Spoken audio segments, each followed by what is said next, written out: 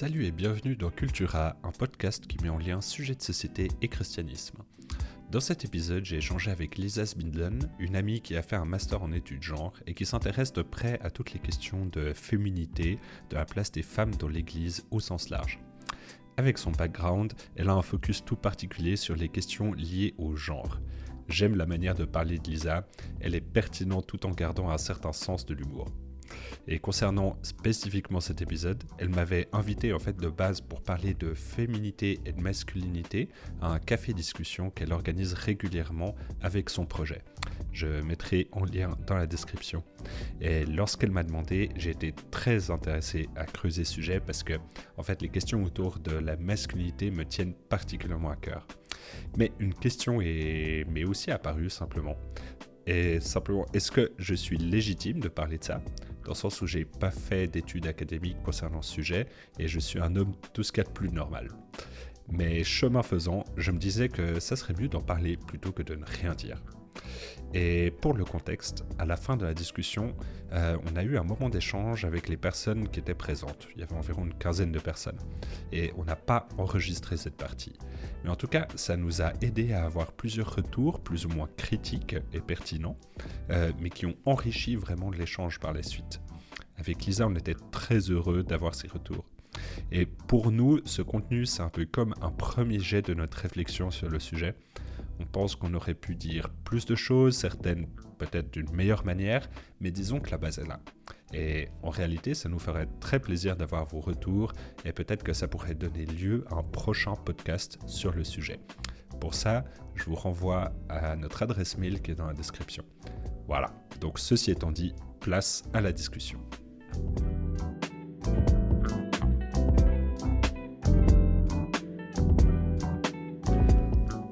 Bonjour Lisa, je suis très content de t'accueillir dans ce podcast. C'est la première fois qu'on enregistre avec des gens autour de nous. Ça s'entend pas. Ça s'entend très peu, heureusement. Mais je suis très content qu'on soit là les 2 et les 15 ce soir. Peut-être pour commencer, je te poserai la question de, pour toi, c'est quoi la relation avec ton genre ? Alors, c'est une grande question, mais si je revenais sur les éléments qui me viennent tout de suite en tête quand je pense à ça, je dois dire que j'ai été dans une famille où j'ai l'impression qu'on m'a toujours affirmée dans ma féminité. J'ai jamais eu le sentiment que parce que j'étais une femme, j'avais pas accès aux mêmes choses que les hommes, que je devais me comporter d'une certaine manière. J'ai un frère et 3 sœurs et on a tous et toutes été traités de la même manière. Donc ça, c'est une chance. Et puis, pour moi, ça n'a pas été une question pendant longtemps. On m'a parfois demandé, est-ce qu'il y a eu un moment où tu as eu cet éveil pour les questions de genre ? Et je pense que c'est venu par plusieurs canaux, mais le premier canal, ça a été les violences de genre. Entendre les femmes de mon entourage me dire qu'elles avaient subi du harcèlement sexuel. Voilà, l'autre jour, il y a un gars qui m'a couru après en me disant que il voulait me violer ou du harcèlement dans le métro. Puis je me suis dit, ah purée, en fait, c'est quelque chose de beaucoup plus grave que ce que j'avais imaginé. Puis ça fait vraiment partie de notre expérience aussi en tant que femme. Puis après, ça a été, je pense, le deuxième canal, ça a été le monde aussi le monde chrétien et puis les églises. Et de voir qu'il y avait une tendance à une répartition assez genrée des tâches, que les femmes, elles n'avaient pas toujours accès au même poste que les hommes. Et puis, un troisième point, je pense, ça a été aussi les critères de beauté et le fait que je sentais qu'il y avait une grosse pression sur les femmes de se conformer aussi à certains critères de beauté et que pour être une femme qui avait une place dans la société, il fallait avoir aussi une certaine apparence physique. Donc, ça a été un petit peu ces 3 éléments qui m'ont amenée à me poser plein de questions. Puis, je suis arrivée à un point où je me suis dit, j'étais tellement frustrée parce que j'ai l'impression que différence, ça rimait avec discrimination et violence, que j'ai nié un peu l'existence de différence entre les hommes et les femmes. Puis, je me suis dit, je préfère admettre qu'il y a juste des différences anatomiques, physiologiques entre les hommes et les femmes, mais rien d'autre. Puis c'est seulement depuis quelques temps que j'ai l'impression que Dieu m'amène à un processus de réconciliation avec mon corps, ma féminité, et puis à pouvoir imaginer qu'il y ait des différences, puis que ces différences soient une bonne chose, une belle chose. Excellent. Ouais. Trop bien. Moi, je me posais aussi la question avant de préparer ce podcast. Et je crois, je me suis toujours senti assez homme. J'ai vite eu des poils, ce genre de choses qui, quand on est ado, font vraiment la différence. Mais je suis jamais vraiment rentré dans les codes. Dans le sens où, je me rappelle petit, j'avais 3-4 ans, j'aimais trop avoir du vernis à ongles. avec mes sœurs comme ça. Et vraiment, ça me faisait rire. Et c'était pas du tout, ça c'est féminin, c'est juste ça me faisait rire. C'était quoi ta couleur préférée? Je sais pas. Rouge peut-être. En tout cas, j'ai le souvenir du rouge. Et puis ensuite, j'ai jamais été dans le foot, les voitures, tout ce genre de choses. J'ai préféré la musique, les livres, etc. Et c'est vrai que dans un sens, ces questions de sensibilité, c'était plus féminin, ou en tout cas attribué à ça. Et puis, du coup, c'est pas du tout pour dire à l'époque j'étais queer et maintenant je suis cisgenre. C'est pas ça, c'est juste il y a des questionnements que j'ai toujours un peu eu, et puis ensuite des amis aussi qui ont fait certains coming out plus ou moins frontalement ou pas. Et puis du coup, quand ça devient relationnel, quand ça devient réel, tangible, et on se pose vraiment des questions. Surtout en tant que chrétien, on est appelé à créer des liens avec le monde. Et puis du coup, voilà. Donc, j'espère que ce podcast fera un lien avec le monde aussi de manière plus large. En tout cas, on va essayer d'ouvrir une porte sur ces discussions-là. On prétend vraiment pas résoudre toutes les questions, tous les problèmes autour de ça. Mais on va quand même commencer. Et du coup, vu que tu as fait un master en études genre, je te pose la question, est-ce que tu arrives à dresser un peu un portrait contemporain des questionnements? Et pour ça, il faudrait commencer avec les termes clés. Donc, tu as choisi quelques termes clés. Est-ce que tu pourrais un peu plus nous en parler? Donc, si on prenait tout le lexique dans les questions de genre, on en aurait pour un moment. Donc, j'ai sélectionné quelques termes qui me paraissent être utiles pour comprendre ensuite les théories qu'on va aborder. Donc, déjà, il y a le concept d'identité de genre. Donc, l'identité de genre, ça fait référence au genre auquel une personne s'identifie. Donc, cette conviction intime et profonde de sentir homme ou femme, ou autre. Donc, par exemple, moi, je suis née dans un corps de femme, je m'identifie au genre féminin, donc je suis une personne cisgenre. La majorité, d'ailleurs, des personnes sont des personnes cisgenres, en opposition aux personnes transgenres qui vont sentir un décalage entre leur corps de naissance et puis leur identité de genre. Ensuite, un autre terme qui est souvent utilisé comme un synonyme d'identité de genre alors que c'est un tout autre concept, c'est celui d'orientation sexuelle. Donc ça fait référence à notre attirance sexuelle, émotionnelle pour le même sexe, le sexe opposé, pour diverses expressions de genre. On pourrait détailler, mais je vais rester assez succincte là-dessus. Et puis là, il n'y a pas vraiment de consensus. Certaines personnes disent que c'est fluide, d'autres personnes vont dire que c'est fixe. Certaines vont essayer de trouver des origines scientifiques, d'autres familiales ou autres. Donc, il y a pas, je dirais, de théorie absolue sur ce qui va faire qu'on est attiré par tel ou tel type de personne. Mais en tout cas, ce qui est sûr, c'est qu'aujourd'hui, c'est une question qu'on se pose aussi de plus en plus, de pouvoir déconstruire l'idée selon laquelle on devrait naturellement être attiré par quelqu'un du sexe opposé. Puis ça, c'est intéressant juste de l'opposer au terme de pratique sexuelle ou comportement sexuel, parce qu'une personne qui a des attirances sexuelles ou une orientation sexuelle spécifique, ça ne signifie pas forcément qu'elle va avoir une vie sexuelle en adéquation avec ça. Donc, par exemple, si moi je suis attirée par les femmes, ça ne veut pas dire que j'ai des relations sexuelles avec des femmes. Donc ça, c'est différent, l'orientation et puis la pratique. Comme on peut être une personne hétéro, mais pas avoir de rapport sexuel. Donc c'est aussi pour faire un peu de nuance. Et puis le genre, donc... J'imagine que les personnes aussi qui écoutent, c'est un terme qu'on utilise à toutes les sauces. Longtemps, ça a été utilisé comme synonyme du terme sexe. Par exemple, sur le passeport, quel est ton genre, homme, femme. Et puis, maintenant, il y a plein de définitions. Ce mot genre, on met tout dedans. J'ai fait un master en études genre et pourtant, à la fin, je ne peux pas donner une seule définition de ce que c'est. Mais en général, on parle du genre comme l'ensemble des aspects psychologiques, culturels et sociaux d'être un homme ou une femme, donc qui sont attribués aux hommes et aux femmes. Et puis, ce concept de genre, il est intéressant parce qu'il permet à la fois de parler de la binarisation, donc le fait qu'on va attribuer certaines choses aux femmes et on va attribuer certaines choses aux hommes, donc la binarité, et puis aussi de hiérarchisation. C'est ce que les féministes aussi ont beaucoup mis en avant. Non seulement on va séparer, mais on va aussi hiérarchiser. Généralement, ce qui a attrait au masculin va avoir plus de valeur que ce qui a attrait au féminin. Puis le genre, on peut le classer, je dirais, en 3 catégories, 3 aspects. Donc il y a l'identité de genre, dont je vous ai parlé là juste avant. le rôle de genre. Donc ça, c'est ce qui va être attendu des hommes et des femmes dans un contexte donné. Par exemple, dans les années 50, il y avait ce modèle de breadwinner, femme au foyer, donc cet homme qui va travailler, être le pourvoyeur, et puis la femme qui va s'occuper du foyer. Et puis ça, c'est sûr que ça évolue dans l'espace-temps. On ne peut pas dire qu'aujourd'hui, ce qui est attendu d'un homme ou d'une femme, c'est la même chose, même s'il y a peut-être des dynamiques qui se retrouvent. Par exemple, par rapport aux années 50, on peut voir qu'aujourd'hui encore, il y a par défaut une tendance à penser que les femmes doivent toujours être celles qui vont travailler à temps partiel puis s'occuper de leurs enfants. Et puis, ce qui est intéressant aussi, c'est dans les études, notamment anthropologiques, on voit que généralement, ce qui est associé aux femmes, même si ça change d'une société à une autre, ça va être moins valorisé. Donc, je trouve intéressant de voir qu'il n'y a pas quelque chose de fixe, mais en même temps, ce qui reste, c'est le fait que le féminin, généralement, est inférieur au masculin. Donc, le troisième point, c'est l'expression de genre. L'expression de genre, c'est juste... bon, là, vous ne me voyez pas, vous me voyez, mais... donc, l'expression de genre, c'est la manière dont je vais exprimer mon identité de genre ou juste m'exprimer au niveau de mon apparence. Ça peut être mes cheveux, le maquillage, mes vêtements. Et donc, ça, c'est pas la même chose que l'identité de genre, hein. Tu peux être une personne qui te considère... cis, donc se dire que tu es un homme qui te considère comme... tu es né dans un corps d'homme et tu te considères comme un homme, et puis pour autant aimer jouer un peu avec les codes, être un peu plus fluide dans ta façon de t'exprimer.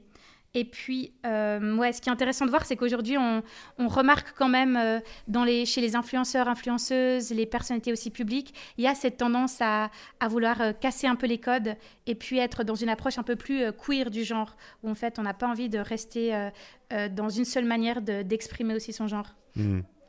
Très bien, merci. J'espère que ça rendra la discussion qui suit un peu plus claire pour les personnes qui n'ont pas forcément les codes précis pour ça.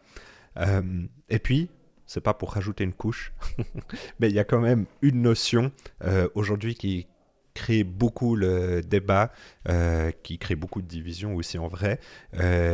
C'est la question entre l'approche essentialiste et constructiviste. Et souvent, aujourd'hui, c'est une bifurcation, et j'insiste sur ce mot par opposition au spectre, dans le sens, souvent, on prend soit un côté, soit l'autre, il n'y a pas d'entre-deux. Et c'est souvent une bifurcation entre essentialiste et constructivisme. Est-ce que tu arrives à nous expliquer ces deux termes, Lisa ? Ouais. Alors, ce que je vais faire, c'est que je vais revenir un petit peu sur les points principaux des théories en études de genre, en essayant de rendre ça le plus accessible possible. Donc, dans les années 40-50, il y a eu des chercheurs-chercheuses qui ont commencé à opposer le sexe social du sexe biologique. Donc, c'est de se dire, moi, mon sexe biologique, c'est un sexe féminin, ton sexe biologique, c'est un sexe masculin. Mais par contre, le sexe social, ça va être justement, en quelque sorte, ces rôles de genre, donc ce qui va être attendu des hommes et des femmes dans un contexte donné, à une époque donnée. Donc, le sexe biologique, c'est une chose, mais ensuite, ce qu'on va attendre des uns et des autres peut évoluer, c'est pas fixe. Donc, c'est pour dire qu'il y a une partie construite à partir de justement le sexe biologique. Donc ça a été très fort dans l'anthropologie. Et puis ensuite, je pense une figure qu'il faut absolument mentionner, c'est Simone de Beauvoir, philosophe, qui a dit cette phrase « On ne naît pas femme, on le devient ». Et puis pour elle, c'était dans l'idée de dire être femme, c'est pas une donnée naturelle comme on l'a longtemps pensé, c'est le résultat d'une histoire. Donc elle, ce qu'elle essaye de dire, c'est qu'en fait, on va naître dans un corps de femme, mais ce qui va être attendu d'une femme, la manière dont on va être éduqué, la manière dont on va entrer en relation avec les autres, avec le monde, avec notre corps, tout ça, c'est issu d'une histoire. C'est influencé par un contexte culturel. Et puis là, je pense que ce qui est intéressant, c'est qu'on voit qu'on passe de... Je vais ensuite parler un petit peu de comment ça a évolué par la suite, mais on est passé d'une approche plus essentialiste du genre à une approche plus constructiviste. Donc, juste pour revenir sur ces termes, une approche essentialiste, ça serait de dire les hommes et les femmes sont différents par nature, par essence. Ils ont une nature féminine, une nature masculine. Et puis ça va non seulement déterminer leur physiologie, mais ça détermine aussi leur façon d'agir, leur façon d'être. Donc ça, c'est une approche plus essentialiste. Puis avec ces recherches en théorie, en études de genre, on est passé plus à une approche constructiviste. C'est de se dire les différences entre les sexes, en tout cas pour la grande majorité, sont issues d'une construction sociale, d'un conditionnement social. Il n'y a pas d'essence féminine, d'essence masculine. Puis le sexe biologique, ça ne va pas influencer sur notre personnalité, sur notre rapport au monde. Ça, c'est plutôt ce qui va nous être enseigné. Et puis après, dans les années 90, pour faire un saut, il y a cette fameuse Judith Butler qui est beaucoup citée aujourd'hui dans les études de genre. Elle, ce qui est assez intéressant, c'est qu'elle parle du genre pas comme quelque chose qui est inné ou naturel, mais elle dit que c'est une série d'actes répétés. Donc en fait, on va répéter quotidiennement des actes qui vont amener à faire de nous des personnes genrées et puis aussi des personnes hétérosexuelles. C'est quelque chose qu'on va jouer en fait, un petit peu à l'image d'une pièce de théâtre où chaque jour on va jouer à des rôles qui vont faire qu'on va affirmer notre féminité ou affirmer notre masculinité. Et puis après, suite à ça, elle a été assez précurseuse aussi dans la théorie queer. Donc queer, si jamais pour les personnes qui ne seraient pas familières, c'est un terme qui est utilisé pour parler justement de vécu, de parcours de vie qui serait différent de ce qui a longtemps été la norme, c'est-à-dire une personne cisgenre qui a des relations hétérosexuelles. Voilà. Donc, ce qui est intéressant dans la théorie queer, c'est vraiment que c'est une explosion des cadres. C'est dire le genre, la sexualité, c'est pas défini par le sexe biologique, mais c'est défini par l'environnement socio-culturel, par l'histoire de vie de la personne, par ses choix personnels. Puis il y a vraiment une critique de tous les cadres, de tout ce qui est normatif. C'est de se dire, on est dans une société où on va nous dire qu'on doit forcément se sentir en adéquation avec notre corps de naissance, on doit forcément avoir des relations amoureuses et sexuelles avec le sexe opposé. Ben ça, c'est quelque chose qui est appris, donc ça peut être désappris. Donc voilà, ça c'est les questions queer, les théories queer. Et puis, ce qui est assez intéressant aujourd'hui, il y aurait beaucoup de choses à dire, comment ça a évolué, mais ce dont on avait aussi discuté un peu, toi et moi, en parlant aussi de ce podcast, c'était de voir que une question qui se pose beaucoup aujourd'hui, c'est la question de la transidentité. Et puis, un phénomène assez intéressant où on peut argumenter que cette question trans, comme on se la pose aujourd'hui, ça peut amener un renforcement des stéréotypes de genre et puis aussi à une approche de nouveau assez essentialiste du genre, parce qu'on va dire je vais adapter mon corps pour qu'il soit en adéquation avec un ressenti. Donc je me sens homme ou je me sens femme, donc je vais adapter mon corps. Donc on revient un petit peu à cette idée d'essence féminine et d'essence masculine, ce qui est assez intéressant. Et puis aussi une forme de performance d'une féminité et d'une masculinité qu'on peut retrouver. Et puis ce que je trouvais aussi comme dernier point, ce qui m'intéresse pas mal ces temps, c'est de voir qu'à la fois on parle beaucoup de l'effacement du genre, on veut déconstruire tout ce qui nous a été enseigné sur le genre, mais c'est comme si ça nous rattrapait au galop. On efface, mais en fait, il y a une omniprésence du genre. Et puis les labels, on les déconstruit, mais en fait, il y a une résurgence de plein de labels en lien avec notre identité de genre. Donc je me dis, c'est comme si en fait, notre nature humaine avait besoin de cadres, et on fait éclater les cadres, on va en refaire d'autres. On ne peut pas échapper à l'institutionnalisation de certains genres. Enfin, ça me faisait rire. L'autre jour, je discutais avec un ami gay et il disait moi je suis saoulé par toutes ces réunions où avant on te demande ton pronom, est-ce que c'est il, elle, elle ou comme ça, et parce qu'il disait mais en fait on réinstitutionnalise quelque chose. Et puis apparemment en Suisse on est plus poli et cadrant là-dessus qu'en France par exemple. Très étonnant.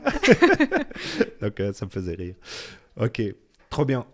Peut-être un élément qui me paraît hyper intéressant, et je pense aussi dont on a peut-être un petit peu de la peine à se rendre compte quand on n'a pas forcément lu à fond Judith Butler, c'est qu'elle dit que tout est performance.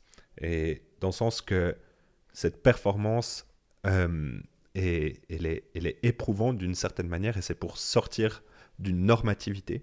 Et que du coup, cette normativité, ces normes, ces cadres qu'on met, ces institutions, entre guillemets, elles sont source de discrimination et de violence.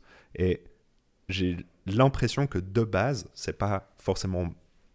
ça répond à des souffrances précises, on va en parler plus tard, mais je pense que c'est important qu'on puisse se rendre compte dans ces discussions que, en fait, pour elle, le genre, c'est une performance en tout temps et en toute situation. Et que tout ça, c'est une construction et que les mots sont normatifs. Et du coup, pour elle, si je ne me trompe pas, et tu me dis si je me trompe, les mots sont normatifs et nous encadrent, et il faut se libérer même des définitions de masculinité et de féminité. Est-ce que je me trompe? Exactement. Parce qu'elle s'inscrit dans une approche postmoderniste aussi du genre. Elle va dire que le langage, ça construit la réalité. Ce qui est intéressant et ce qui se tient, en tout cas d'une certaine mesure.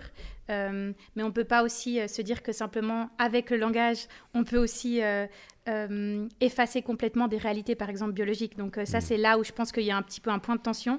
Mais en tout cas, ce qu'elle dit, c'est que celui ou celle qui détient le langage détient le pouvoir. Parce que c'est la personne qui va pouvoir définir ce que c'est être un homme, ce que c'est être une femme, ce que c'est le mariage, ce que c'est la sexualité. Donc pour elle, il y a vraiment un travail de repenser le langage pour repenser la société. Et puis, ce que j'aime bien dans ce qu'elle dit, et là où je la retrouve, là où je me retrouve pas mal dans ses propos, c'est que pour elle, chacun et chacune a une théorie du genre.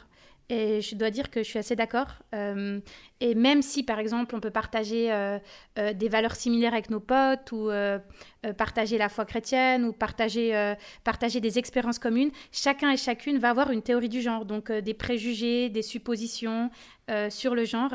Et puis, ça va influencer notre compréhension de la féminité et de la masculinité. Et on parlait de postmodernisme. En réalité, aujourd'hui, on parle aussi de société post-chrétienne. Et dans le sens où, en Europe, quand même, on a un héritage majoritairement judéo-chrétien, même si la majorité des personnes ne se considèrent pas forcément comme pratiquantes.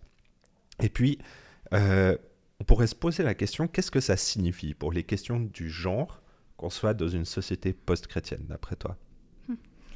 L'autre jour, j'écoutais une conférence donnée par Marie-Noël Yoder, qui est une femme que j'apprécie beaucoup parce qu'elle discute aussi de ces questions de genre à la lumière de la Bible et de la foi. Et puis, elle parlait des ponts qu'on pouvait faire entre la foi chrétienne et les théories en études de genre. Puis elle disait, un des éléments importants à se rappeler, c'est que l'autodétermination, c'est aussi un principe biblique. Dans la Genèse, Dieu nous donne la possibilité de choisir, en fait. Il nous donne cette liberté de choisir, de dire est-ce que vous allez me faire confiance? Est-ce que vous allez me laisser, moi, être celui qui installe un cadre autour de votre façon de vivre vos relations? Ou est-ce que vous allez goûter à ce fruit de l'arbre de la connaissance du bien et du mal? Et donc, pour moi, ça, c'est un élément, je dirais, assez marquant dans une société post-chrétienne. C'est qu'en fait, il y a un refus d'accepter que c'est Dieu qui place le cadre, et puis une décision de se dire on a envie de pouvoir définir par nous-mêmes ce qui est bon, ce qui n'est pas bon, et puis notre façon aussi de nous définir en tant qu'individu et de vivre aussi notre sexualité et nos relations. Donc ça, je trouve pertinent de se dire c'est pas quelque chose contre lequel il faut lutter, parce que il peut pas y avoir d'amour sans liberté de choisir. En fait, Dieu n'est pas un tyran, et puis il nous laisse la possibilité de venir à lui, et puis de le laisser aussi être celui qui est l'influence majeure dans nos vies. Et puis un autre élément auquel je pensais, il y a ce sociologue, je vais peut-être écorcher son nom, qui s'appelle Zygmunt Bauman. Voilà, je pense que c'est OK. Yes. Je crois qu'il est polonais. Oui, la société liquide. Voilà, il parle de société liquide, modernité liquide. Puis en fait, lui, il parle justement du fait qu'il y a un effritement ou un effacement des institutions, des traditions. Puis on dit, les pratiques, elles changent tellement vite que ça n'a même pas le temps de se figer en habitude et en routine. Donc, on manque de repères. Puis moi, ça, c'est quelque chose que je vois énormément. On a de la peine à trouver des référents communs dans les questions de genre. Parce que chacun et chacune va définir différemment ce que c'est être une femme, ce que c'est être un homme, ce que c'est la sexualité, ce que c'est le mariage. Et puis on sent aussi que c'est très caractéristique d'une société qui est hyper individualiste, où en fait on est très focalisé sur nous, et puis on pense même plus au fait de pouvoir aussi vivre en société. Puis pour vivre en société, on a besoin d'avoir un langage commun. Et donc ça, c'est compliqué d'arriver à un moment où on n'arrive même plus à communiquer sur ces questions-là, parce que ces mots ne veulent plus dire la même chose. Et puis je pense que ça aussi, c'est très caractéristique de ce qu'on voit dans les mouvements féministes, LGBT, que j'ai pu aussi, dans lesquels j'ai pu évoluer. Ce que je sentais, c'est qu'il y avait vraiment cette volonté de démanteler le système.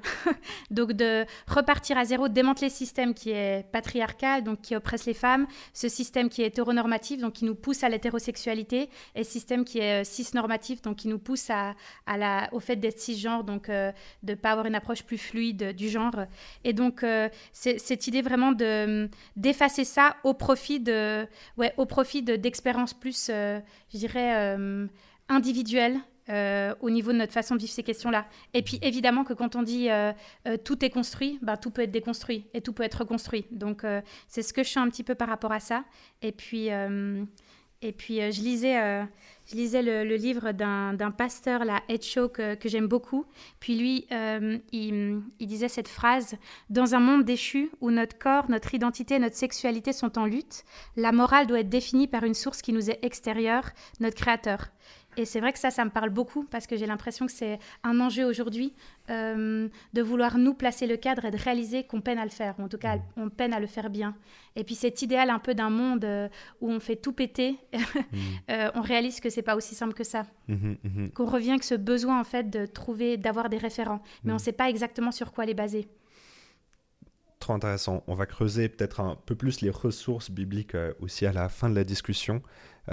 Mais quand on parle de cadre, je crois que c'est important de dire dans la Bible, c'est pour porter du fruit. C'est pas juste pour se sentir étouffé, mais exactement. C'est pour bénir en fait. Dans ce sens-là. Et puis, moi, je me posais aussi la question de, ok, c'est quoi les questions de genre dans une société post-chrétienne? Mais du coup, c'est quoi déjà post-chrétien? Et en fait, j'ai l'impression qu'aujourd'hui, on veut des valeurs. Enfin, il y a un analyste que j'aime bien qui dit on veut le royaume sans le roi, d'une certaine manière. Et du coup, dans ce sens-là, on veut l'égalité, la dignité, l'écoute. Enfin, tout ça, c'est des choses qui sont profondément chrétiennes, qui ont permis l'émergence de nos sociétés contemporaines, mais sans la nécessité de devoir plaire à Dieu. Et du coup, la seule règle qu'on a entre nous, c'est de tant que ça fait pas de mal aux autres, c'est bon. Et c'est intéressant comme concept, mais on arrive très vite aux limites. Et dans ce sens, ça éclipse pour moi en particulier deux choses. La première, c'est la notion du sacré. Et notamment, quand on parle de genre, le corps, d'un point de vue biblique, le corps est vraiment sacré. Et du coup, je pense au fond de nous, j'ai envie de dire que notre nature humaine s'en rend compte. Et pour ça, j'aurais... C'était Jonathan Haidt, qui est un sociologue américain que j'apprécie énormément, qui est pas croyant d'ailleurs, mais qui pose des questions justement aux gens. Il a fait des études extraordinaires sur des milliers de personnes à travers le monde. Et puis, il leur posait 3 questions sur la question du corps. Et pour pousser cette limite, tant que ça fait de mal à personne, c'est bon. Et il disait, ok, première question, imaginons qu'un homme aime et éjaculer dans un poulet et le manger après dans un poulet mort, qu'il le mette au four et ça fait de mal à personne. Est-ce que c'est ok pour vous? Il y a vraiment pas ça ne blesse personne, le poulet est mort de toute manière, donc voilà. Et poser cette question, et du coup, tout d'un coup, on se pose la question, la question du corps sacré, peut-être ça a une notion en plus. Et puis il pose une deuxième question, imaginons, il y a un frère et une sœur qui partent en vacances, ils ont envie de faire l'amour, ils mettent un préservatif, il n'y a aucun problème, dans le sens il n'y aura pas d'enfants, il n'y aura pas de dégâts collatéraux comme ça. Et puis finalement, est-ce que ça nous gêne? Ils sont consentants, ça fait de mal à personne. Donc dans ce sens-là, là je provoque évidemment avec ces questions, et Jonathan Haidt le provoque aussi pas mal, je vais éviter la troisième parce qu'elle est un peu trop intense, mais et où du coup il pose cette question, ok, en fait c'est quoi, qu'est-ce qu'on ressent à ces moments-là et comment est-ce qu'on définit notre moralité? Ça ne veut pas dire que les questions de genre sont du même ordre que les exemples que je viens de donner, évidemment, mais ça pose la question de c'est quoi la notion de sacré du corps. Puis l'autre point qui me paraît important, c'est la nature humaine, et dans le sens que pour Judith Butler, elle va considérer que, vu que tout est une performance, d'une certaine manière, on est comme une page blanche. Et que du coup, après, il y a des couleurs qui viennent nous rajouter des choses, et puis on devient un peu comme un patchwork. Et avec cette vision, je la trouve relativement romantique, dans le sens de Jean-Jacques Rousseau. Et je pense que on oublie le côté de la nature humaine d'un point de vue chrétien qui dit et là j'irais plus dans le sens de Saint Augustin qui dit que on devient ce que l'on aime. Et dans ce sens, en tant qu'être humain, on aime constamment des choses, on a été fait à l'image de Dieu qui est amour, donc nous aussi nous aimons, et puis on peut aimer des choses qui glorifient Dieu ou au contraire qui vont pas le glorifier et qui vont finalement nous détruire. Donc on est ce qu'on aime, et c'est ça notre nature humaine. Tout ça étant dit, j'aimerais bien qu'on remette en question peut-être quelque chose quand on parle de féminité et de masculinité. Et dans le sens que beaucoup de luttes aujourd'hui, dans beaucoup de luttes, disons, les relations entre genres ou entre personnes détenant le pouvoir ou pas, sont analysées en termes de rapport de pouvoir, justement. Et quand on parle de genre, quand on parle de personnes qui sont mises de côté, je pense qu'il y a vraiment une souffrance à ce niveau-là, et il y a un besoin de reconnaissance, un besoin d'être entendu, et du coup, on parle beaucoup en termes de rapport de pouvoir. Qu'est-ce que tu penses de ce prisme de lecture, de tout analyser en rapport de pouvoir? Ouais, alors je pense qu'il y a un élément où, comme tu le dis, il y a la souffrance, puis il y a aussi des inégalités, des discriminations qu'il ne faut pas nier. Puis le fait aussi que si aujourd'hui j'ai la vie que j'ai, c'est grâce à des mouvements féministes et des personnes, des femmes et des hommes qui ont parfois sacrifié leur vie pour que je puisse acquérir ces droits. Donc il y a un aspect où on doit penser d'une certaine manière les relations entre les hommes et les femmes par ce prisme-là de rapport de pouvoir, parce qu'il y a des rapports de pouvoir effectifs. Et puis aussi parce qu'en tant que femme, on se construit aussi dans une société où on n'est pas toujours traité à égalité. Et puis ce que je trouve aussi intéressant dans les études de genre, c'est ce concept d'intersectionnalité. Je ne vais pas aller trop dans les détails, mais ce concept, en fait, il permet de mettre en lumière l'entrecroisement de différentes formes d'oppression. Donc, par exemple, de dire que moi, je suis une femme, je suis blanche, je suis hétérosexuelle. Mon vécu ne sera pas le même qu'une femme en chaise roulante, par exemple, ou une femme voilée, qui va être perçue différemment et traitée différemment. Donc ça, je trouve que ça permet aussi de prendre conscience de nos angles morts et puis parfois de notre tendance à penser la féminité ou la masculinité avec comme référent un homme blanc hétérosexuel ou une femme blanche hétérosexuelle. Puis se dire qu'il y a aussi des privilèges. Et par exemple, certaines femmes peuvent avoir une carrière parce que des femmes, parfois souvent même des femmes racisées, sont leurs femmes de ménage. Et donc de se dire que là aussi, dans ces questions-là, il faut qu'on soit aussi conscient de la particularité des vécus. Puis je pense aussi dans nos églises, si on fait un lien avec les églises, ça nous permet aussi d'avoir un regard plus empathique, puis aussi plus juste de ces questions, plutôt que seulement d'être influencé par notre propre vécu, parce qu'on est tout le temps situé, on parle de notre point de vue, donc de pouvoir aussi se mettre à la place de l'autre. Et je pense qu'une critique que je ferais, c'est de penser uniquement le monde par le prisme de la lutte de pouvoir, quelque chose que j'ai fait pendant un temps où j'étais vraiment hyper focalisée sur ces questions de violence. Et puis, je voyais la violence partout, et il y a de la violence partout malheureusement, mais j'avais de la peine parfois même à avoir des relations paisibles avec des gars sans avoir au fond de ma tête cette idée d'inégalité, de discrimination, de violence. Donc je pense que ça, ce que j'ai vu dans ma vie et ce que je vois dans la vie aussi d'autres personnes autour de moi, c'est que ça, parfois ça occulte ce qui nous unit, notre humanité commune, nos expériences communes, nos rêves communs, nos passions communes, de pouvoir aussi entrer en relation avec l'autre sans forcément se dire l'autre est l'oppresseur et moi je suis l'opprimé. Et puis se rappeler aussi que le narratif de la Bible, c'est un narratif de relation et puis de réconciliation aussi, de relation entre nous avec Dieu, mais nous aussi les uns avec les autres. Et puis ça m'aide aussi de me dire, ça c'est ce que j'ai envie de porter. Moi, j'ai envie d'amener la réconciliation aussi dans ma façon de vivre mes relations. Puis je pensais à une scène je crois que c'est dans Hunger Games, le 2e film. J'y pense souvent à cette scène où Katniss, elle est juste avant d'entrer dans l'arène, je crois. Il y a, je sais pas si c'est Haymitch. Bref, quelqu'un lui dit, rappelle-toi qui est ton véritable ennemi. Parce qu'elle est dans l'arène, puis en fait, elle est là pour se battre avec d'autres personnes qui, comme elle, ont été mises dans cette arène. Et puis le véritable ennemi, c'est le Capitole. Moi, j'ai l'impression, et pas pour pas faire un petit blabla chrétien, mais moi, souvent, je fais un lien avec l'expérience qu'on a de ce monde où il y a beaucoup de violence, beaucoup d'inégalités, des relations brisées, puis de me rappeler que le vrai ennemi, c'est Satan. Et puis, c'est lui qui, en fait, veut amener l'animosité entre nous et Dieu, nous et les autres, et nous et nous-mêmes, quoi. Donc ça, c'est aussi mon approche de me dire, les hommes ne sont pas mon ennemi, et je ne suis pas l'ennemi des hommes. Et puis, de me rappeler qu'eux aussi sont dans un monde déchu, et puis on est en lutte. Donc, comment être porteuse de réconciliation, et puis pas pointer du doigt sur les mauvais coupables. Ouais, tellement pertinent. J'aime trop. On va prendre un moment de discussion après aussi pour avoir vos questions, vous entendre rebondir et tout ça.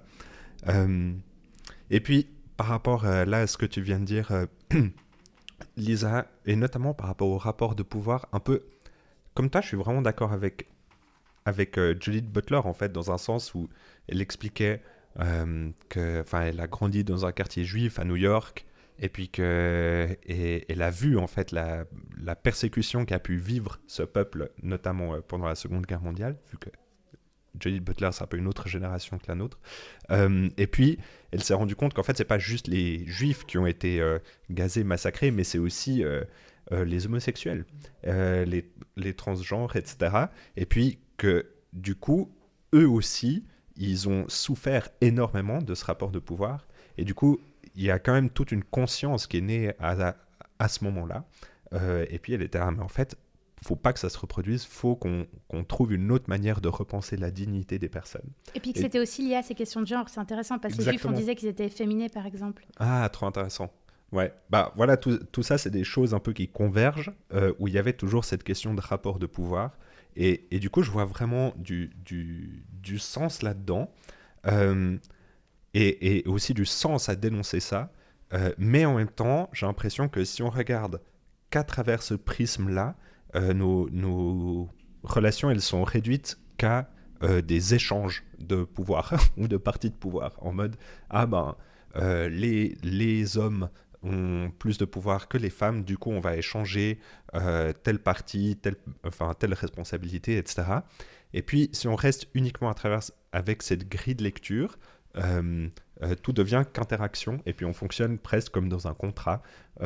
Et en fait, autant on a besoin de contrats pour fonctionner en société, autant si on fonctionne qu'avec des contrats, on oublie la notion de charité et de donner sans rien attendre en retour.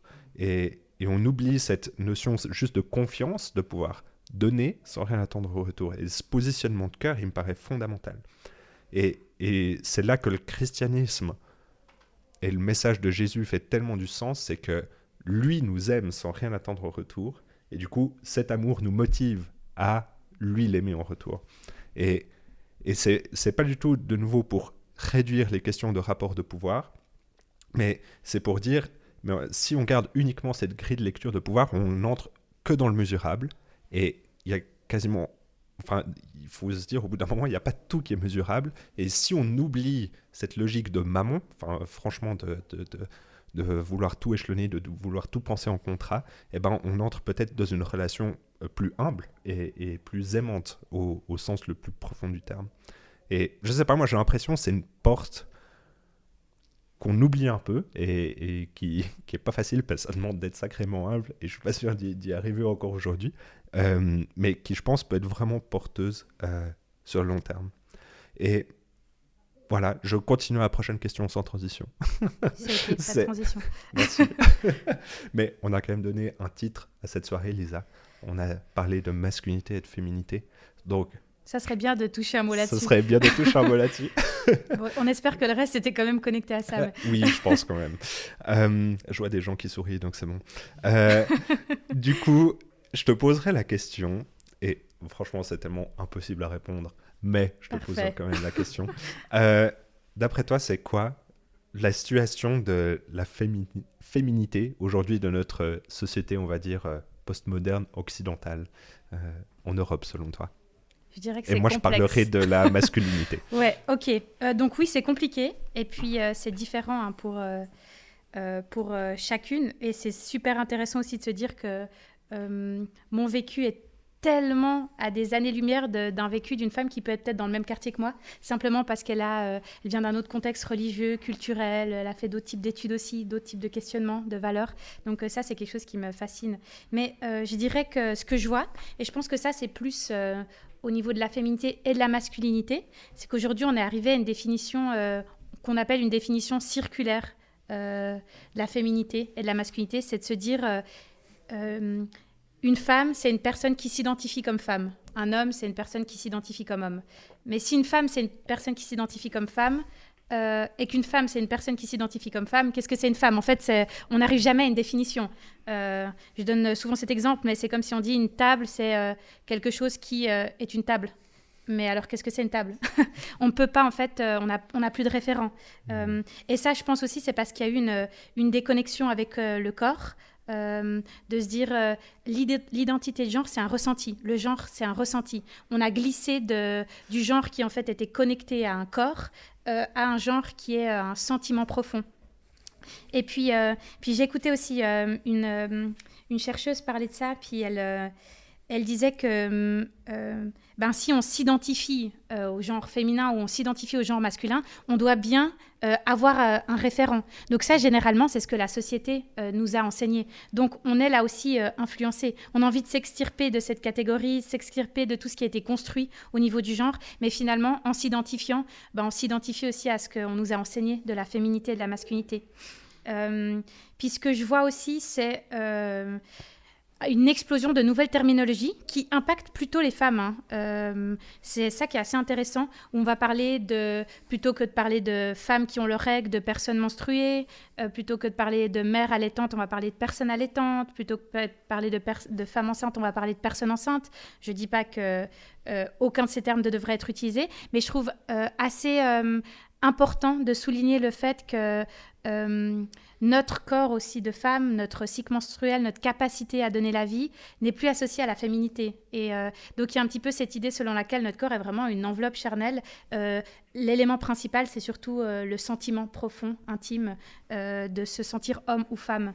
Et puis ce dont on parlait aussi, et j'ai l'impression que je le vois beaucoup, c'est qu'il y a un idéal assez masculin du pouvoir, de la carrière, de la sexualité. Et puis, finalement, la nouvelle femme, c'est un homme. Aujourd'hui, ça va très bien passer dans le podcast. Ça peut être le titre, si tu veux. J'écoutais un documentaire là-dessus sur le fait qu'il y a une baisse de libido énorme chez les jeunes comme on n'a jamais vu auparavant. Et puis ça, c'est assez intéressant parce qu'on nous a vendu, à nous aussi les femmes, ce modèle de la libération sexuelle. Puis en fait, c'était les hommes ont eu accès à ça pendant longtemps. Maintenant, vous aussi, rejoignez le train de la libération sexuelle.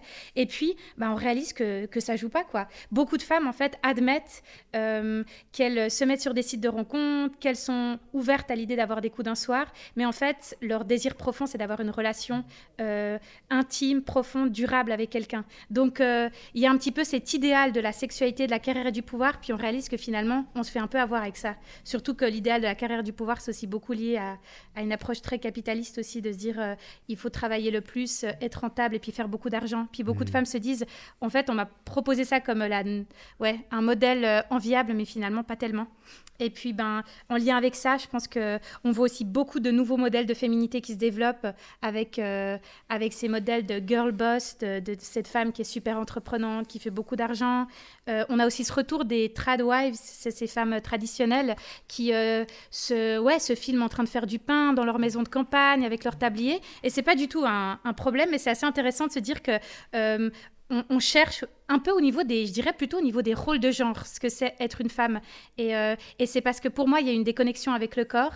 Et puis en fait, on a besoin que ça soit quelque chose qu'on fait, le fait d'être femme, plutôt que quelque chose qu'on est. Ouais. Et puis, un dernier point, je pense que c'est quand même... pour moi, c'est essentiel de le dire qu'en tant que femme, il y a quand même l'expérience des discriminations et des violences qui est très présente aussi dans la façon dont on se construit. Et puis, là aussi... bien que ça soit une réalité et puis quelque chose qui amène énormément de souffrance, ça peut aussi amener à penser la féminité par le prisme de l'oppression et puis de la souffrance. Et puis d'ailleurs, il y a dans la recherche actuellement, les personnes qui écrivent là-dessus ne sont pas vraiment appréciées, mais c'est super intéressant. On commence à faire un lien entre le pic de transition chez les filles, donc les filles qui transitionnent de femme à homme, et puis la misogynie intériorisée, puis les violences de genre, en montrant en fait que certaines filles décident de transitionner aujourd'hui parce que c'est plus simple d'être un homme dans notre société. Donc pour moi, ça c'est aussi un élément important dans ces questions aussi de transidentité, de non-binarité, de dire pourquoi est-ce qu'il y a un besoin de se définir par autre chose qu'être une femme, et puis pourquoi il y a un pic aussi chez les femmes actuellement de transidentité. C'est peut-être aussi parce qu'il y a une souffrance énorme dans le fait d'évoluer en tant que femme dans une société comme la nôtre. Ouais, et des fois c'est plus simple de fuir une réalité rien que pour moins être victime de certaines réalités. Ouais. Moi je me posais la question par rapport aux hommes. Merci déjà pour l'introduction par rapport aux identifications de genre contemporaines.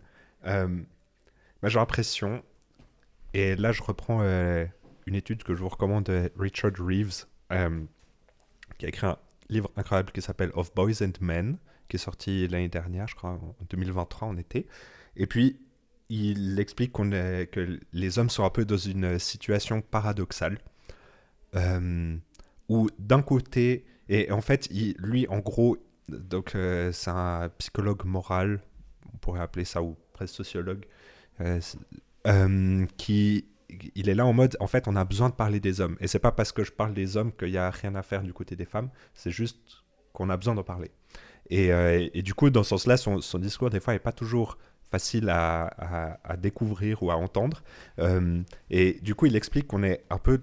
les hommes peuvent se retrouver dans une situation paradoxale où, d'un côté, il y a un schéma archétypal, vraiment, de domination et de pouvoir. Un peu, je sais pas, le premier exemple qui me vient en tête, c'est sûrement pas le meilleur, c'est un peu Vladimir Poutine. Je sais pas si je garderai ça. Mais un peu cet homme aux commandes qui dirige tout, qui est secret, qui montre pas ses émotions. Et pour moi, il y a vraiment quelque chose un peu du patriarche qui dirige sa nation, et qui est ultra cynique dans ce sens-là. Évidemment, c'est presque caricatural, mais aujourd'hui, il y a énormément d'influenceurs. Je pense à Andrew Tate, par exemple, si vous connaissez un parmi tant d'autres, qui a vraiment cette logique archétypale de domination masculine.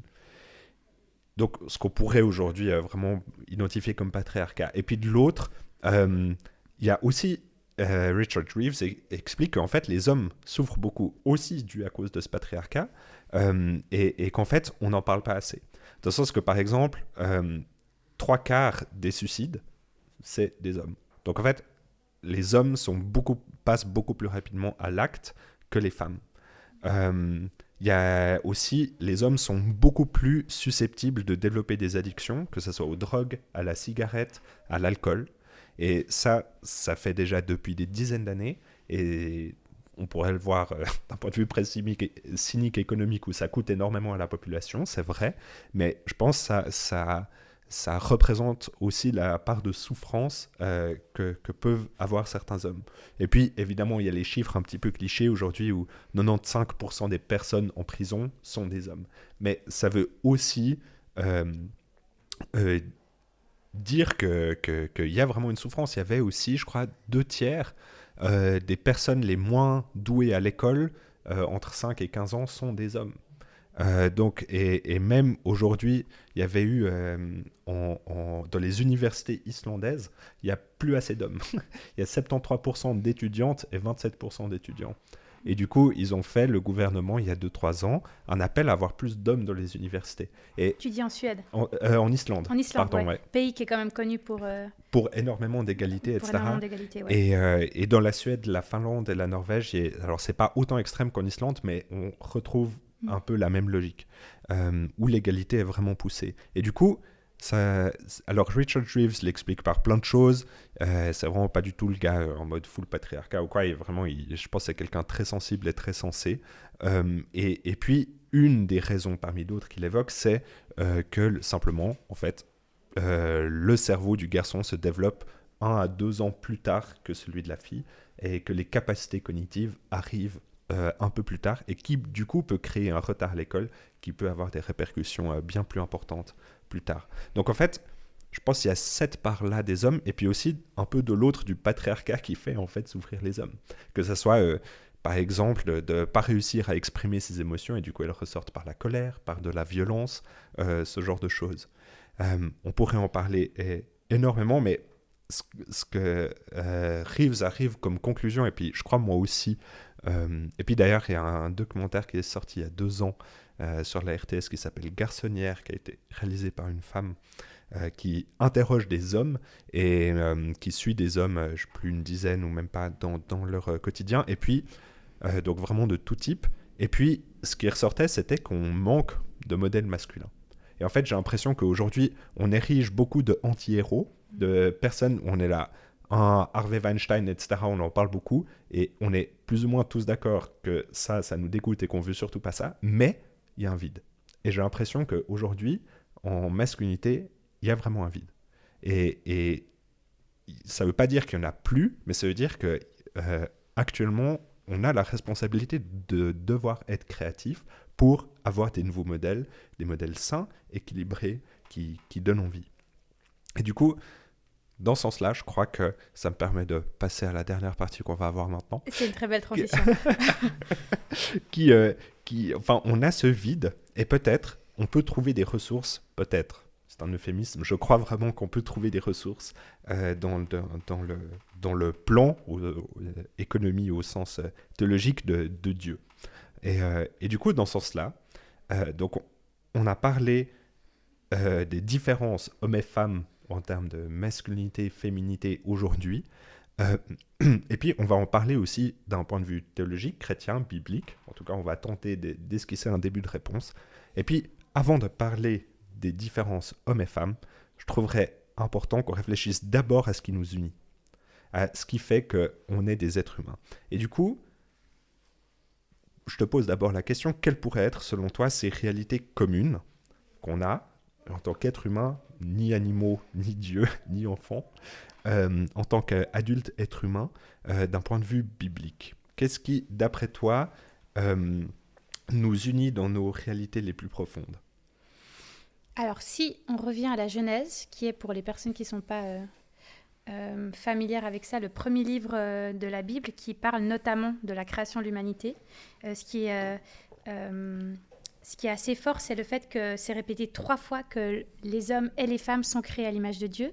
Donc, il y a vraiment cette volonté de Dieu de faire de nous des images de lui sur terre. Donc, il y a à la fois des qualités humaines, on a été créé être humain, mais il y a des qualités aussi divines. Et ça nous unit. Et puis aussi la même mission. Donc, vraiment un partenariat entre hommes et femmes, de se multiplier, gouverner la terre, en prendre soin. Et puis ce verset aussi dans Genèse 2, 23, où Adam parle de Ève en disant os de mes os, chair de ma chair. Donc ça, il y a vraiment un accent qui est mis sur ce qui nous unit, cette humanité commune. Et puis, parmi toutes les espèces de la création, tant que Dieu n'a pas créé Ève, Adam ne trouvait pas de référent de vis-à-vis, quelqu'un auquel s'identifier. Et puis deux autres petites choses. Je vous encourage à aller faire les recherches de votre côté sur les terminologies hébraïques des termes, vu que l'Ancien Testament a été écrit en hébreu. C'est super intéressant de revenir à ces mots parce que ça donne tellement plus de nuances et de profondeur que ce qu'on peut lire dans notre Bible traduite aujourd'hui. Donc quand Dieu crée l'être humain, le premier homme, il dit il n'est pas bon que l'homme soit seul. Donc il va créer Ézer. Ézer qu'on traduit souvent en disant c'est l'aide de l'homme, la domestique de l'homme, mais qui en fait est plutôt dans le sens de soutien, salut, secours. Puis c'est aussi un qualificatif qui est utilisé pour parler de Dieu, Dieu qui vient au secours de son peuple. Donc on a tout de suite cette idée d'un aspect très relationnel aussi. La féminité aussi et la masculinité sont pensées pour venir aussi au soutien l'un de l'autre. Et puis ce qui est assez incroyable, c'est que plus tard dans Genèse 2 au verset 18 et puis aussi au verset 20, le terme Ézer, donc pour qualifier la femme, il est suivi de Kenneth Go, je ne sais pas si on dit le D, bref. Je pense personne t'en rendra rigueur. Ok. Et puis ça, en fait, ce terme, ça veut dire en face de lui, qui lui correspond, lui est semblable, lui est égal. Donc, il y a vraiment cette idée de la rencontre de deux sujets égaux en tout cas en valeur. Et puis Et puis que le mot Ezer, c'est pas un nom masculin, donc c'est pas la mission des femmes, c'est d'être une aide. Hein. C'est un terme qu'on utilise pour parler de Dieu. Mais le message de l'évangile, c'est aussi un message de se soumettre les uns aux autres et puis aussi se servir comme Jésus s'est fait serviteur en venant sur terre. Donc se dire que ce mandat aussi de s'aider, c'est un mandat qui peut être étendu de façon plus large. Donc pour moi, c'est ça aussi qui nous unit. Et puis un dernier élément que je trouve assez incroyable quand on lit la Bible, c'est qu'on parle de une seule chair, l'homme et la femme qui vont faire une seule chair. Et puis en fait, le une seule dans la Bible, qui est la traduction du mot érad, ça veut dire une unité plurielle composite. Donc c'est un peu intense. Mais ce qui est assez pertinent ici, c'est qu'en fait, on peut faire le lien avec la Trinité. Donc l'idée de quelque chose d'unifié, mais de pluriel. Donc, il y a je dirais, il y a des différences, mais il y a quelque chose d'unifié. Donc, vraiment, on doit fonctionner ensemble. Donc, il y a vraiment cette idée de faire un tout, de faire une seule chair, mais en même temps d'exister dans nos différences là-dedans. Et puis, le mot chair, qui est la traduction de bazar, il y a cette idée de nouveau d'unité du couple dans toutes ses dimensions. Une unité sans confusion. Donc, ça fera après le lien sur la partie plutôt des différences. Mais j'aime beaucoup, moi, ce que la Bible aussi a à nous dire, de fonctionner dans l'unité. Mais l'unité, ça ne veut pas dire qu'on efface la différence. Mais on a d'abord une mission de collaborer. Et puis, dans cette mission de collaborer, on peut aussi exister en étant pleinement homme et pleinement femme. Tellement bon, tellement intéressant. C'est vrai que la Bible n'a pas été écrite en vaudois. Donc, merci de nous ramener... Spoiler alert. Merci de nous ramener à ces racines-là. Ouais, j'ai peut-être une réponse un peu plus mécanique à cette question-là. Et pour ça, je renvoie, et je voulais tellement retrouver la référence du gars qui a fait cette thèse, mais j'ai cherché et il a fait un podcast et il y a juste son prénom, du coup. Il voulait pas être retrouvé. Voilà. Hein. Mais en gros, il a posé cette question de c'est quoi un homme d'un point de vue biblique. Et puis, bref, il a cherché 2 ans. Puis bon, une thèse, ça dure 4 ans. Au bout de 2 ans, il n'avait pas grand-chose. Du coup, il est arrivé quand même à 4 questions. Bon, il n'avait toujours pas de réponse, mais il avait 4 questions. Et du coup, sa première question, que je trouve tellement pertinente, c'était, donc dans la question globale, c'est quoi être un homme selon la Bible? Il disait qu'en gros, l'homme n'est pas Dieu. Tout comme la femme. Et du coup, ça nous invite à une première valeur fondamentale qui est l'humilité. Dans le sens que Dieu est tout-puissant, il est infini, il est omniscient, et l'homme est fini, il a un certain temps sur cette terre, il connaît vraiment très peu de choses, et puis dans ce sens-là, ça nous amène à une certaine humilité. Jusqu'à ce moment-là, on remarquera qu'il n'y a pas de différence entre homme et femme, mais disons que c'est une vertu à avoir. La deuxième, c'est que dans la logique de la création, de nouveau de la Genèse, c'est que l'homme et la femme ne sont pas des animaux. Et du coup, les animaux, c'est quoi? Ils fonctionnent à l'instinct, à l'intuition. Ils vont plus ou moins avoir une logique de groupe, mais des fois, ils ne vont pas hésiter à tuer un membre si ça fait du bien à la collectivité. Et puis, nous, on n'est pas des animaux. On se met des limites, on va apprendre à collaborer. Et tout ça, ça demande une deuxième vertu essentielle qui l'identifie comme la discipline. Du coup, première vertu, humilité, nous ne sommes pas Dieu. Deuxième vertu, discipline, nous ne sommes pas des animaux. De nouveau, là, l'homme et la femme, c'est pareil. Et le troisième élément, c'est qu'on n'est pas des enfants. Et en fait, les enfants, des fois un petit peu comme des animaux, ils vont avoir leur intuition, leur instinct, mais ça ne veut pas forcément dire que ça leur fera du bien. Et puis, ils vont jouer, ils ne vont pas forcément avoir la même notion du temps que nous, ils ne vont pas forcément avoir les mêmes objectifs, ils ne vont pas forcément penser à long terme, alors que nous, en tant qu'adultes, êtres humains responsables, on doit faire perdurer notre famille, notre individu, notre couple, je ne sais pas, toutes nos notions de collectivité, d'être ensemble. Et du coup, la troisième vertu, après humilité et discipline, c'est la responsabilité. Et du coup, à ce moment-là, on a 3 questions sur 4. Du coup, quelle est la différence entre homme et femme? Je vais donner la 4e réponse de ce monsieur dont je ne me rappelle plus le nom, qui a fait vraiment une super thèse sur ce sujet. Mais pour faire durer un tout petit peu le suspense, je te poserai la question. Du coup, toujours d'un point de vue biblique, quelles seraient les différences entre hommes et femmes? Je te pose la question, Lisa. Qu'est-ce que ça serait? J'ai vu que tu as esquissé quelques réponses. Et puis, ça sera la dernière question de cette discussion. Ouais, alors, je crois que on était d'accord, toi et moi, que l'idée, c'était pas de se dire, voilà, le mode d'emploi pour être un homme ou une femme, selon ce que la Bible nous enseigne. C'est que c'est un processus, c'est un chemin. Et je pense que je peux le dire, et probablement toi aussi, mais c'est quelque chose qu'on découvre toute notre vie. Notre identité, déjà, qui on est en tant que... pour moi, le premier aspect de mon identité, c'est être enfant de Dieu, créé à l'image de Dieu. Et puis ensuite, comment est-ce que mon genre influence tout ça? Donc, je le vois vraiment comme un processus. Mais là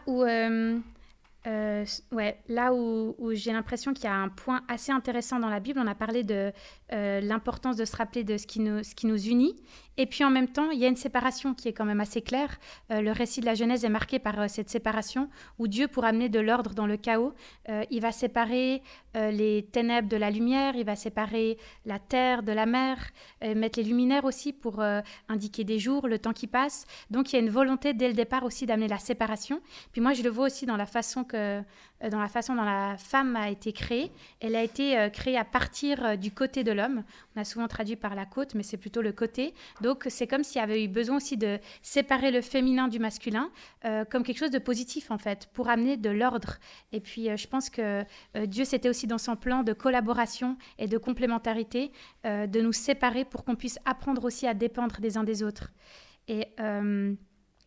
Dans cette même idée, il a séparé donc la femme de l'homme et puis il nous a créés dans des corps et il a dit que c'était très bon.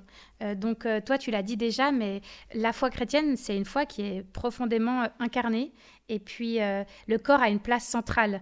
Donc à la fois, on nous enseigne qu'on est créé corps, âme et esprit, dans des corps qui sont différents pour les hommes et pour les femmes. Jésus parle de l'Église comme de son corps. Et puis lui-même, il s'est fait homme, il s'est incarné. Il a connu aussi la nature humaine, l'expérience humaine. Puis il est ressuscité dans un corps glorifié. Il aurait pu ressusciter sous une autre forme. Moi, je trouve assez fou de me dire qu'il est ressuscité dans un corps humain. Et puis c'est aussi comme ça que je pense la féminité et la masculinité. C'est peut-être en opposition avec une approche plutôt...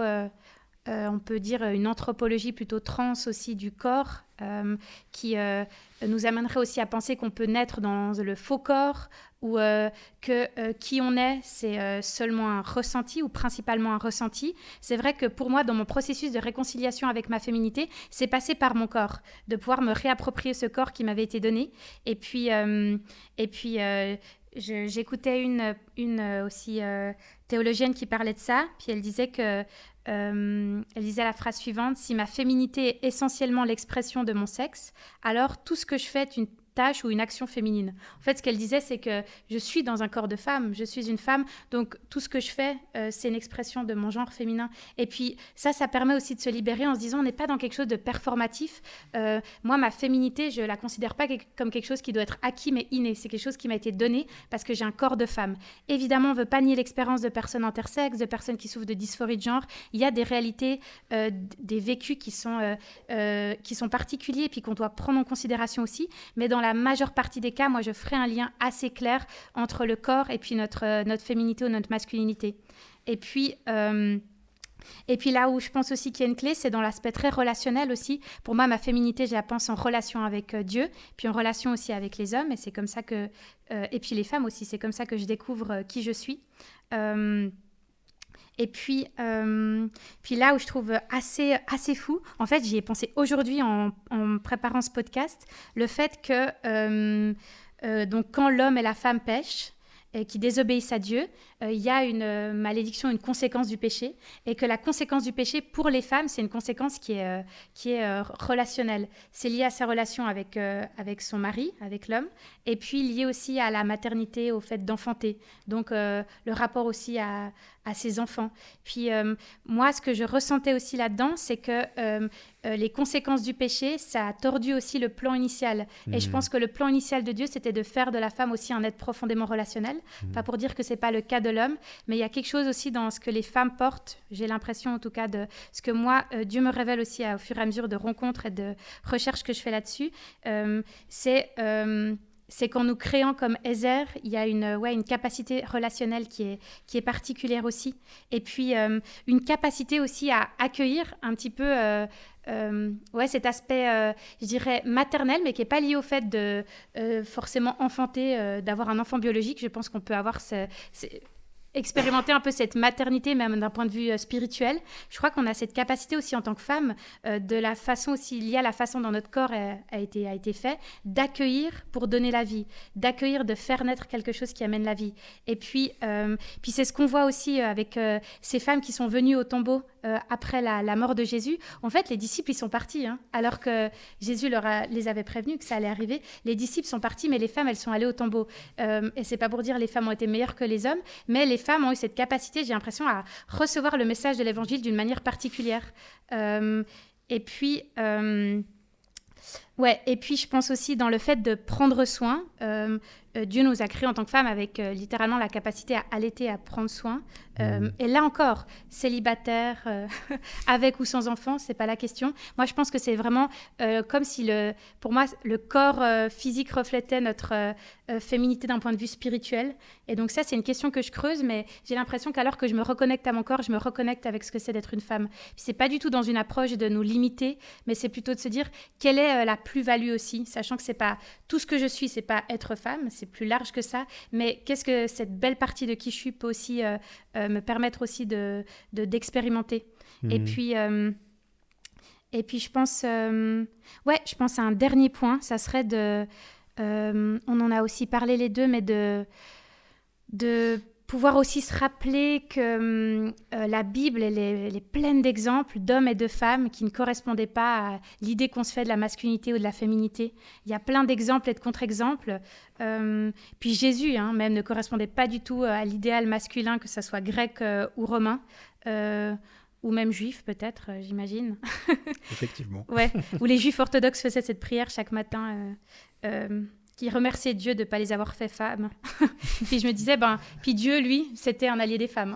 Jésus, c'était un allié des femmes. Et je me dis, il a pleuré, il était plein de sensibilité, puis parfois il s'est mis en colère, et puis il avait un côté plus combattant.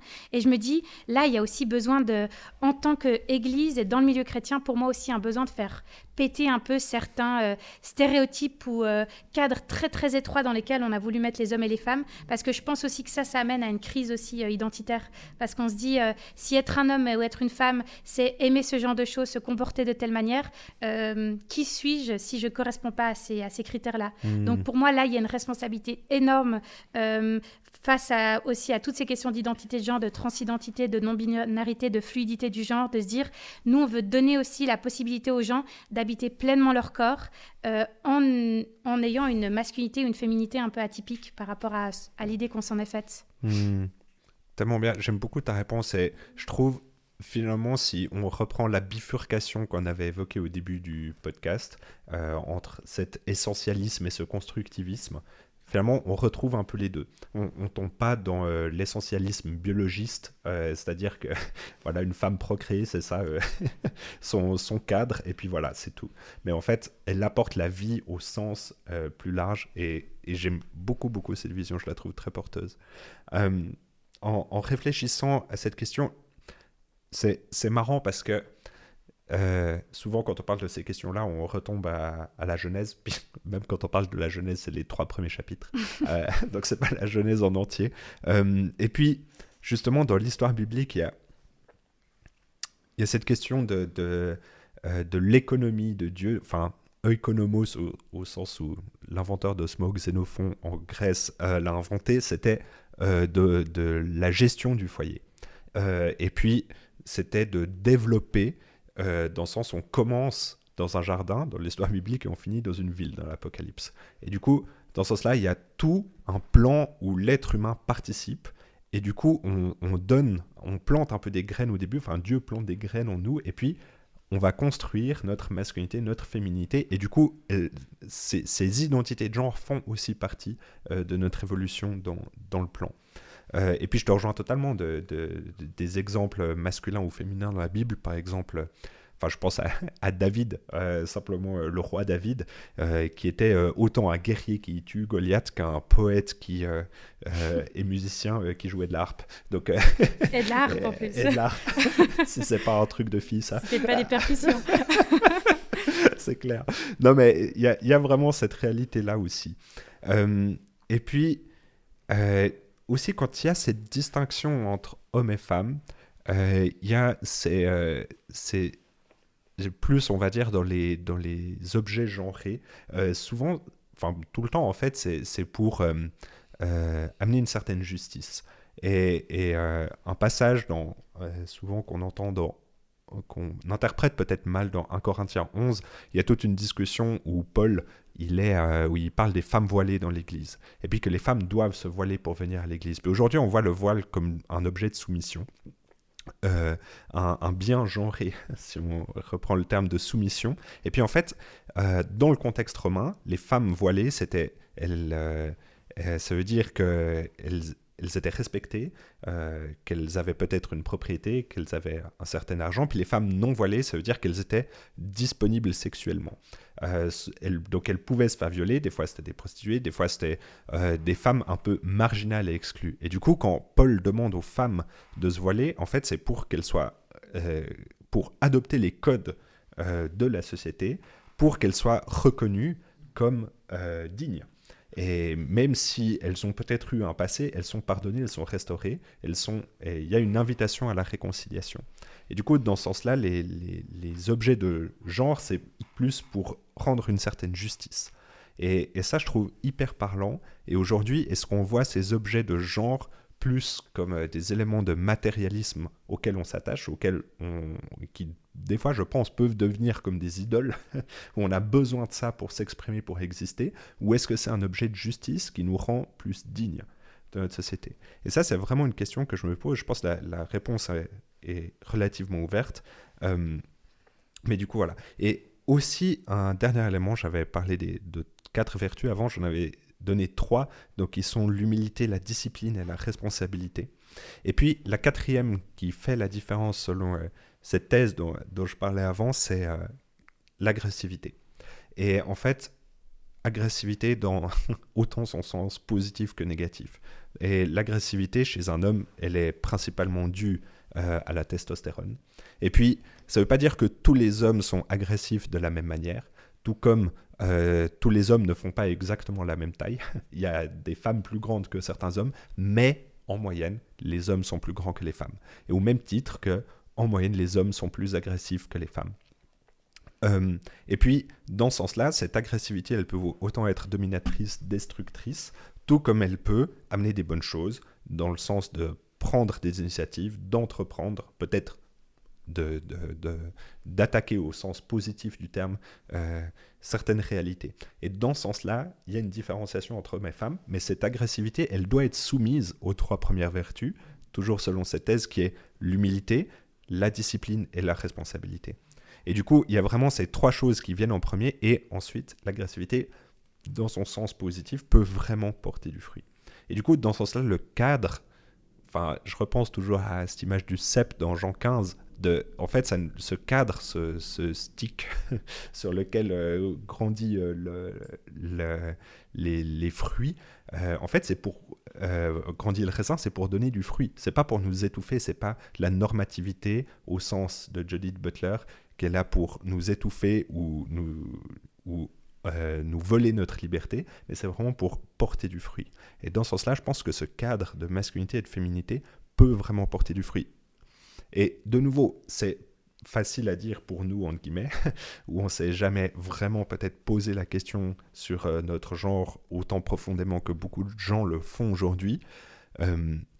Mais j'aurais envie de dire peut-être pour conclure, c'est qu'en fait, Dieu est amour. Et que dans ce sens-là, l'amour nous libère et que ça serait une erreur. Et je pense que c'est vraiment une erreur qui a été faite par trop de chrétiens de faire un tabou ou un absolu des questions autour de la sexualité. Les questions de sexualité ont une place différente dans la Bible. On parle d'intimité, de relation. Et du coup, à ce niveau-là, Dieu est jaloux d'intimité qu'on peut avoir avec d'autres personnes. Mais en fait, on est tous pécheurs. Et puis, je trouverais dommage qu'en tant que chrétien, on voit l'Église comme un club de bonnes personnes. Non, en fait, c'est des personnes qui se reconnaissent toutes pécheresses et qui reconnaissent aussi toutes qu'elles ont besoin du Christ pour être réconciliées les uns avec les autres. Et la réalité des questionnements autour du genre fait partie de notre nature humaine. Et aujourd'hui, on n'a pas toutes les clés pour comprendre. On n'a pas toutes les clés pour comprendre plein de choses. Et reconnaissons cette humilité, accompagnons les gens qui font face à ces réalités, et puis ne nous considérons surtout pas au-dessus des autres parce que nous ne vivons pas les mêmes réalités. Et je crois que si on arrive à être dans l'écoute, l'humilité, la discipline, le respect, on arrivera vraiment à faire des bonnes choses. Merci Lisa pour cette discussion. Avec joie. Et je suis très content, j'espère qu'il y aura une résonance aussi positive ou négative. On aimerait bien entendre vos retours aussi quand ce podcast sera publié. Et puis, merci Lisa. Est-ce que tu veux encore ajouter quelque chose ? À part, ouais, j'aime beaucoup ce que tu as dit à la fin sur le fait qu'on est tous et toutes concernés par ça. Et puis, rester dans une position d'humilité et de se dire, du moment où on a un corps, on est aussi affecté par ces questions de genre, d'identité. Et puis, avancer aussi avec empathie. Puis, comme tu dis, se mettre à niveau et puis en parler aussi. Créer des espaces pour en parler sans en faire une montagne, en discuter en disant que ces termes, on peine parfois à trouver un point d'accord, mais commençons en parlant en jeu et de mon vécu. Et puis ça, je trouve que ça permet aussi de faire des liens. Yes. Merci Lisa. Merci.